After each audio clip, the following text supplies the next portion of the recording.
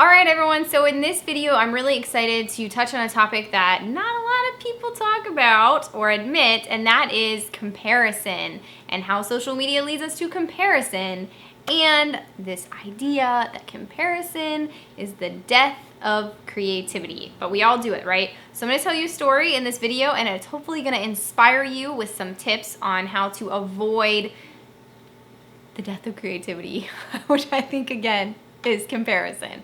So here we go. All right, so yesterday I did something, it was pretty weird, and I just want to share it with you all. Like, don't do this. But I downloaded an app for Instagram that's called Unfollow. So you can see who's unfollowed you. Let me tell you all, it was not a pleasant experience, I will say that. So I work very hard and try to be very thoughtful about what I post. I consider myself a professional storyteller, and I teach that to students at the university level. So I work really hard to engage people and to build a community of you all, of friends who want to learn and grow together. And so to go through that process and see all the people who have unfollowed you is disheartening, right? And I think that a lot of times many of us get sucked into that number at the head of our profile, or that check mark by our name, or how many hearts we get, right? Because the social media spaces are designed for likes, they're designed for hearts, they're designed for affirmation, right? Because that's why we put ourselves out there.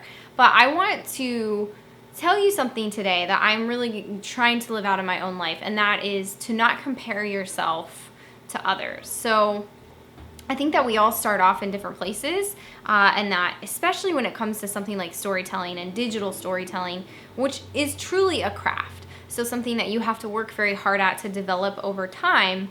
There are always going to be people who are more ahead of you. There are always going to be people with more followers and more influence and more likes and with the check mark on their name. But just be careful not to slip into that place where that is becoming what drives you to create your work, because I think there's a lot of really wonderful work out there by people that doesn't get the attention that maybe it deserves. And that's because, our media environment is so very saturated.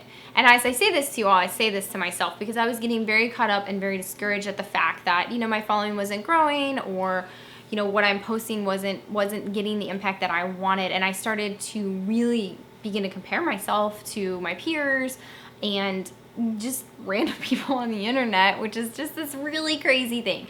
So I want to challenge you this week, whenever you're watching this video, I want to challenge you to think about why you want to be in these spaces, or why you are creating content in these spaces. So what's the point? What do you want to do, and what impact do you want to have? And write it down. Like, put a timer on for 10 minutes, write it down, think about what matters to you and why you're doing what you're doing. The next thing that I want you to do is think about, like, if you're stuck, right? And I think a lot of us will go to, like, from this, our why, we'll jump to the next thing, which is like, how do I please people? How do I get more likes? How do I get people to like me? And I think we end up being a lesser version of ourselves out there, right? We don't want to push boundaries. Maybe we don't want to do anything crazy. But I would encourage you to think about what you would create if, like, the likes were turned off, or if it didn't matter.